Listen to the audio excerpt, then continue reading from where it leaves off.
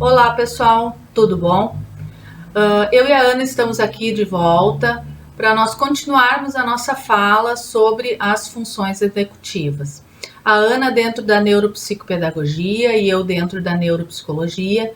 Iremos conversar mais com vocês sobre esses processos cognitivos nobres que nós temos no nosso córtex pré-frontal.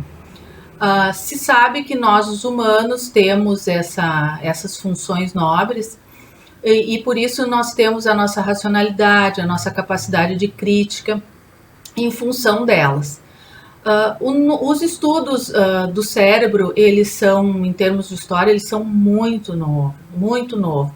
E a gente está, eu conversando com a Ana, eu estava dizendo, a gente está começando a caminhar, né? Nós já saímos da fase do engatinhar e a gente está no caminhar nessa ciência.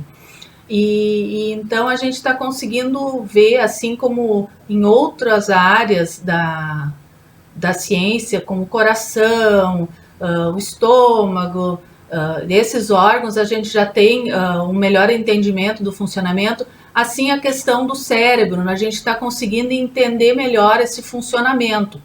E dentro disso, a gente, enquanto profissional, vem trazer para vocês informações de como estimular isso numa criança ou então até em adultos ou idosos se necessita de estimulação, né? Porque como a gente sabe que o nosso cérebro ele tem uma capacidade de se regenerar, de criar novas redes neurais, a estimulação vem a nos favorecer, né? Isso não tinha-se muita consciência há décadas atrás, então hoje a gente tem essa consciência e por isso a gente vem com bastante incentivo no sentido de estimular essas funções.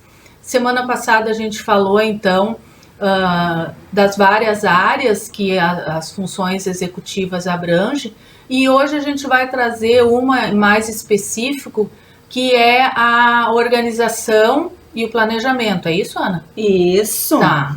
Então, assim, hoje a gente pensou em trazer algo diferente. Trazer uma atividade que dá para ser feita desde lá da educação infantil até as séries posteriores, né? Para trabalhar a questão do planejamento. Essa atividade, ela envolve essas fichinhas aqui. Essas fichinhas, como vocês podem perceber, são fichas facílimas de construir, né? Onde a criança ela tem a seguinte ordem, ela recebe a seguinte instrução. Eles vão ter que ir dançando, você coloca uma música na sala de aula, você como professor, dentro do contexto clínico, o clínico também pode utilizar essa atividade, então ele coloca música, a criança vai dançando. Quando ele der um apito, ela precisa parar exatamente na posição que está esse bonequinho que aparece ali na imagem. E também a gente pensou na questão de trabalhar as habilidades socioemocionais, quando a gente traz a questão de trazer em duplas, então tem que procurar uma dupla para fazer esse arranjo, né? Que temos arranjos diferenciados também, como também de trios. E também podem ser inventados outras modalidades, né? Para as crianças se organizarem. Então, o que tu vai trabalhando essa questão? Enquanto a criança ela vai olhando a atividade, ela já tem que ir construindo, operando mentalmente, de que forma ela vai fazer esse planejamento para desempenhar esta imagem que está aparecendo na frente dela. Esta atividade aqui eu realizei hoje de manhã com os professores da escola Caldas Júnior, aqui na cidade de Novo Hamburgo. Então foi uma atividade bastante prazerosa, principalmente quando chegou na parte do coletivo, de trabalhar essa questão das habilidades socioemocionais, né? E trabalhar a questão do planejamento junto. E agora eu passo novamente a palavra para a Andréia, que ela vai trazer algumas considerações até linkadas da área da neuropsicologia e o olhar para o olhar da neuropsicopedagogia dentro dessa atividade. Como a gente conversava semana passada, a importância dessa transdisciplinaridade, que é essa união dos saberes, né, e de perpassar esses saberes, né, e a gente assim é que vai construindo um conhecimento maior.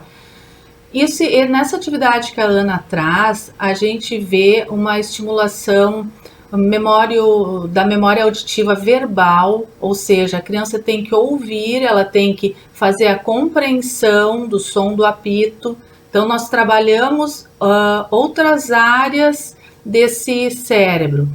A gente trabalha também as praxias motoras amplas, porque na questão de imitar, né, quando a Ana diz assim, mostre para imitar como é que parou o bonequinho, né, esse corpo dessa pessoa, ela vai ter que fazer esse entendimento também, e isso daí, na parte motora, a gente vai estimular o córtex motor, na parte ampla. E isso tudo estimula, isso tudo desenvolve, e a gente nota isso quando a gente observa em pessoas que são mais trabalhadas cognitivamente e por outras às vezes que não são. A gente nota que a destreza dessas pessoas, elas são mais fluidas, elas são com uma melhor resolução, é mais fácil para elas. Andréia, também assim, ó, esta atividade em si, ela sozinha, ela não vai trazer uma melhora, né, na vida do indivíduo. Não é porque eu apliquei hoje que melhorou a vida. Ela tem que ser sistemática. No contexto escolar, uns 5 minutos diário de alguma atividade que envolve a questão do planejamento vai trazer uma melhora significativa para essa criança.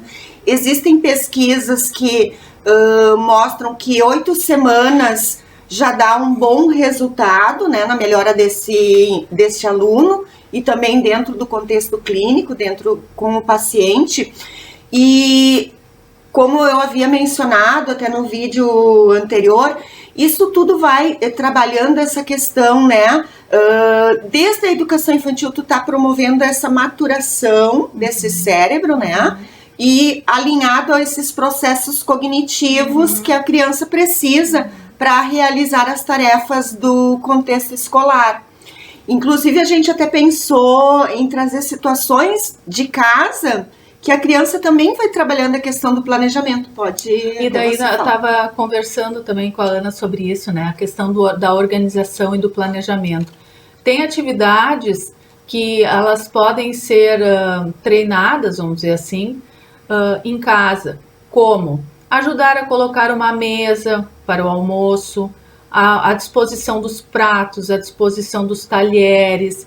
Ela vai estar trabalhando com questão de organização, de planejar esses locais. E isso vai para além da parte só acadêmica de escola, porque a gente leva esses processos cognitivos no dia a dia da gente.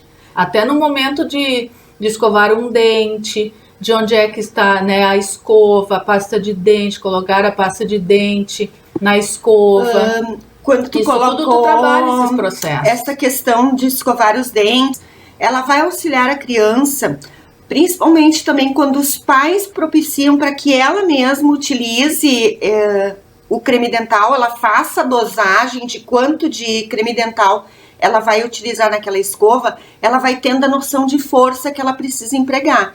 Esta força, ela pode reverter futuramente, né, a dosagem de quantidade de cola, que também é uma questão de planejamento, né, a força que ela emprega para utilizar no caderno. A questão que a Andréia também colocou de separar os objetos na mesa, guardar os brinquedos.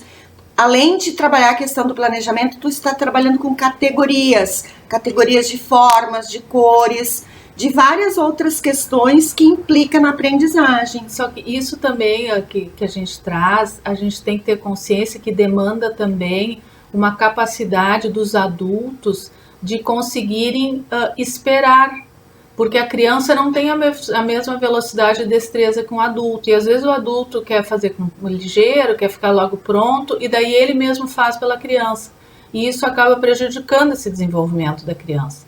Então cabe também ao adulto trabalhar essa tolerância, né, de conseguir respeitar o tempo que a criança tem do aprendizado, e às vezes até da criança não querer fazer a tarefa e a gente incentivar essa tarefa. Então, isso demanda também de nós adultos sobre eles. Tem a questão da organização da mochila, que a gente vê muito no espaço terapêutico, né?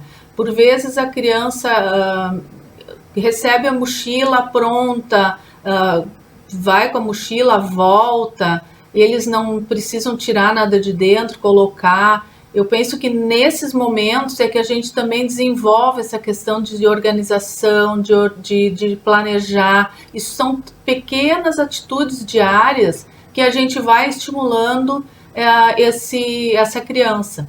E dentro nisso o nosso órgão cérebro, né?